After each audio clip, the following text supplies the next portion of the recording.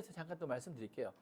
뭐 크게는 약물 치료가 있고 그 다음에는 기타 다른 접근 방법들이 있는데요. 약물 치료는 뭐 신경 인지 기능 활성제인 그런 콜린성 약제, 도네페질 성분명으로 나와 있는 뭐 우리 제일 유명하게 많이 쓰는 건 아리세프트라는 약들인데요. 그 다음에 NMDA 수용체 차단체 이런 기본적인 여러 가지 다양한 약물들이 있는데 뭐 이걸로 완전하게 증상을 호전시킨다기보다는 진행을 좀 늦추고 일부 기능을 호전시키는 효과들을 저희가 추구하고 있습니다. 그다음에 그다음에는 뭐 인지 재활 치료죠. 사실은 우리 재활에서 하는 여러 가지 작업요법, 인지기능 강화요법, 인지 재활 치료 이런 다양한 프로그램을 통해서 삶의 질을 향상시킬 수 있도록 열심히 치료하고 있습니다. 그러면 이제 우리가 걱정되잖아요. 내가 건문양증이냐 아니면 진짜 치매 전 단계냐 했을 때 간단하게 우리가 그럼 병원을 바로 가기에는 조금 걱정스럽다. 특히 이제 60세 이상 어르신인 경우는 그런 걱정이 많이 있을 수 있습니다. 그럴 때는 우리나라가 또 치매 안심센터가 곳곳에 이제 세팅되어 있어 전국에 256개의 치매 안심센터가 운영되고 있어서 집 가까운 데 가셔가지고 한번 이렇게 한번 받아보는 거예요. 간단하게. 그래서 검사 대상은 만 60세 이상 치매로 진단받지 않은 주민 그리고 60세 미만이라 하더라도 인지 능력이 현저하게 저하되어 조기 검진이 필요하다고 판단되는 경우는 무료로 진행된다고 합니다. 그래서 첫 번째는 뭐 치매 안심센터에 선별 검사 예약을 하고 그 다음에 두 번째로는 선별 검사를 받아요. 받아가지고 이제 간이 정신 상태 검사를 해봐서 거기서 뭔가 좀 의심된다는 소견이 나오면 그다음에 치매 정밀 검사를 해서 신경 심리 검사나 전문의 임상 평가들을 통해서 진단하고 거기서도 뭔가 유의미한 소견이 나온다 하면 치매 감별 검사, 정밀 검사라는 거죠. 그래서 요새는 뭐 혈액에서 할 수 있는 방법, 알존이라는 그런 검사를 해서 이제 피를 뽑아가지고 하는 것도 있고요. 보통 뭐 영상 검사에서 CT, MRI, PET, CT 이런 거를 찍어서 어떤 종합 진단을 내리게 되니까 이런 거는 이제 마지막 단계 정밀 검사는 이제 병원에서 시행하게 되겠습니다. 그럼 항상 우리가 관심이 있는 거 치매를 예방할 수 있느냐, 예방하는데 어떤 것이 도움이 되느냐 이런 것들을 고민하게 됩니다. 어쨌든 퇴행성, 진행성 질환이기 때문에 완벽하게 그거를 뭐 예방하거나 하는 것은 좀 한계가 있다고 저는 생각합니다. 현실적으로 우리가 할 수 있는 게 뭐냐? 그럼 가장 효과적인 치료의 개념은 조기 진단을 통해서 이른 시기에 조기에 치료를 시작해서 중증 치매 단계에 이르기까지의 기간을 최대한 지연시켜. 내가 70살에 치매가 올 것 같은 걸 열심히 노력해서 100살 이후로 지연시켜.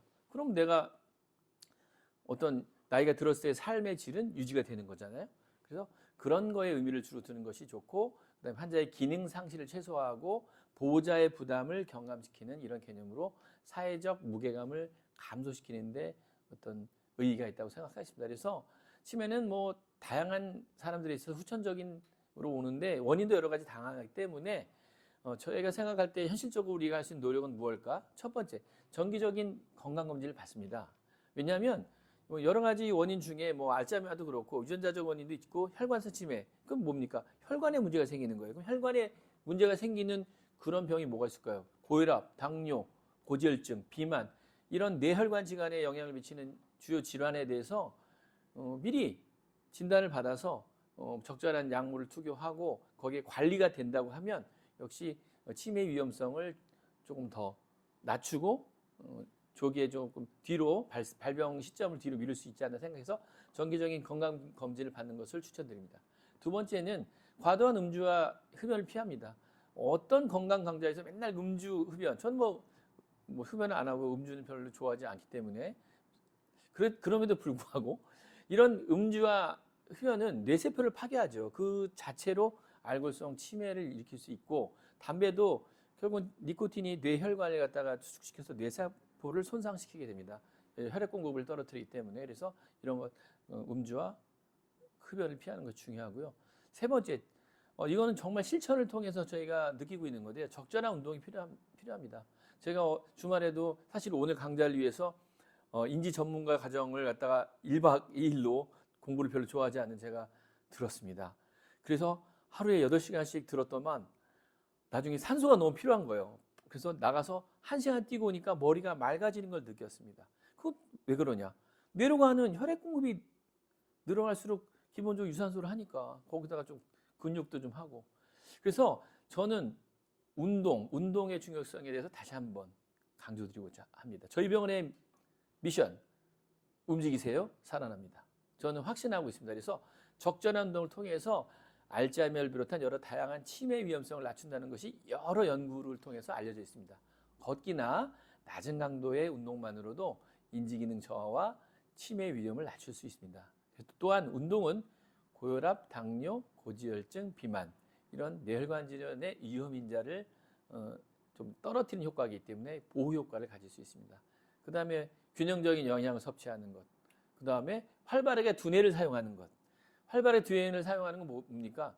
이제 좀 부지런해집니다. 남 시키지 말고 본인이 좀 해야 되고, 독서, 문화활동, 악기를 새로 배운다든지, 새로운 외국어를 배운다든지, 이런 것들은 새로운 어떤 도메인을 우리 그 뇌에서 만드는 거죠. 이런 것들을 통해서 다양한 취미 생활들, 새로운 것들을 접근해 보는 것. 그래서 저도 올해 목표가 사실은 제가 뭐 영어도 좀 꾸준히 해왔지만 잘 늘질 않아서 문제긴 한데 일본어라고 하는 이런 새로운 외국어를 제가 딱 목표를 정해서 좀 배우려고 지금 준비 중에 있습니다. 그런 것들이 결국은 우리의 뇌를 활발하게 사용하면서 치매를 좀 예방하고 지원할 수 있는 협격이 된다고 생각합니다. 그 다음에는 또 어떤 소셜 인터랙션, 저는 대인 관계와 사회 활동을 유지하는 것. 왜?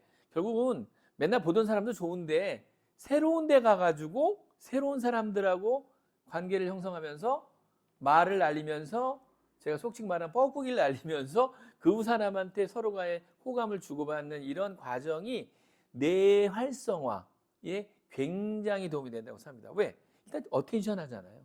그래서 저는 사실 요새 다양한 공부 모임에 좀 참여하고 있습니다. 그래서 뭐 의료계 쪽도 있었지만 최근에는 오히려 다른 제가 평소에 궁금했던 거 이런 독서 모임이나 또는 뭐 부동산 공부도 좀 하고 뭐 이렇게 하면서 새로운 분들을 만나면 뭔가 정말 어떤 뇌에서 이쪽 발 쓰다가 저쪽이 열리는 느낌입니다. 여러분들도 그런 새로운 도전들을 많이 해보시기를 추천드립니다.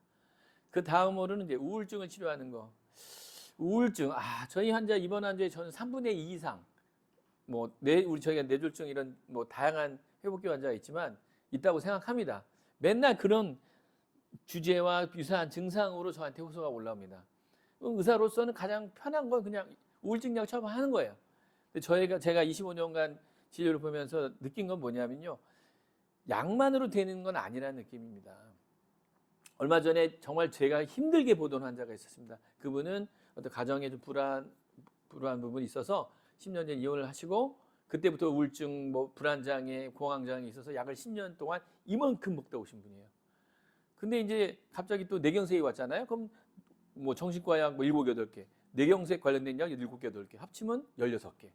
이거를 지금 발병한 지 얼마 안 된 분을 중환자실에서 바로 태워서 온 분한테 다 드릴 수는 없었습니다. 그래서 제가 그래 최대한 이 정신과적 약물은 제가 한번 줄여보자 이렇게 해서 노력하면서 한 2주 정도 모시고 있었는데요.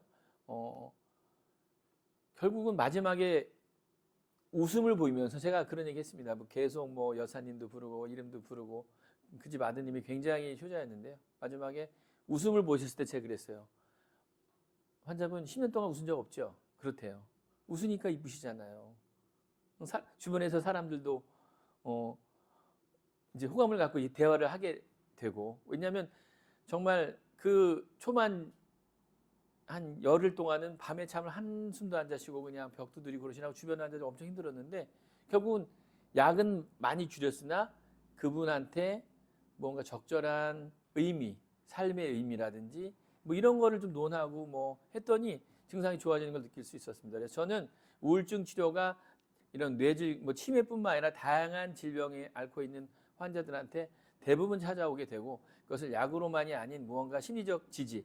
제가 학생 때 교과서 보면서 제일 싫어했던 얘기가 심리적 지지, 사이콜로지, 인커리지먼트 제일 싫어했었어요. 그렇지만 지금은 그거에 대한 확신, 그거에 대한 필요성을 느낍니다. 그래서 열심히 합니다. 그래서 저는 회진을 돌 때 저는 무대에 올라간다고 생각합니다. 무대에 올라가서 우울하고 지쳐있는 환자분들한테 웃음과 기쁨과 삶의 의미를 전달하는 데 조금이나마 도움이 될 수 있도록 제가 지금 사실 그런 거 좋아하거든요. 사실은 저도 좋아서 하는 거지 뭐 의무감으로하면 그게 뭐 일이지. 말하는 거 보면 알지 않나요? 전 좋아서 하는 거예요. 저는 웃겨야 그 방을 떠납니다. 그래서 결국 우울증이라는 건 결국 마음에 달려 있고, 제가 그 환자한테 마지막 그랬습니다. 아니 10년 전에 이혼하신 건 안타까운 일이지만 그렇게 어려운 경험 생활을 하게 되는 그분하고 어쨌든 헤어졌지만 든든한 아드님이 있고, 아직 이렇게 나이가 60이 채 안 되셨으니까 예쁘시고 날씬하신데 또 좋은 분 만나면 되죠. 그랬더니 웃더라고요. 어쨌든 간에 뭐 혜진도 저도 즐거운 마음으로 돌려고 노력한다, 그런 말씀 드리겠습니다. 어쨌든 그럼에도 불구하고 기억력이 좀 떨어지는 것 같다. 근데 제가 이제 인지 전문가 이거 과정 듣다 보면서 그 이렇게 테스트 몇 개 저 따라서 해봤더니 저도 갸우뚱 하더라고요. 근데 그런 게 있어요. 환자가 입원을 하게 되면 오자마자 그 다음 날이나 이렇게 첫날이나 이제 입원 스크리닝 검사 할 거 아니에요, 병원에서. 근데 대부분 제 경험으로는 다 점수가 적게 나옵니다. 왜? 갑자기 100 빼기 7 얼마예요? 거기서 7 빼면 얼마예요? 더 7 빼면 얼마야? 이래 버리면 별로 친하지도 않은데 갑자기 딱딱 물으면 환경 바뀌어가지고 지금 적응도 안 돼 있는데, 100 빼기 7, 90, 93? 93 7 빼면 얼마지? 이러다가 꼬이는 거죠. 그래서 저는 보호자 환자들한테 걱정하지 마세요. 입학고사는 그냥 입학고사일 뿐인 두 번째, 세 번째가 중요합니다. 그렇게 말씀드립니다. 저도 뭐 그 다양한 이제 평가 검사를 보면서 환자가 검사할 때 이게 쉬운 게 아니구나.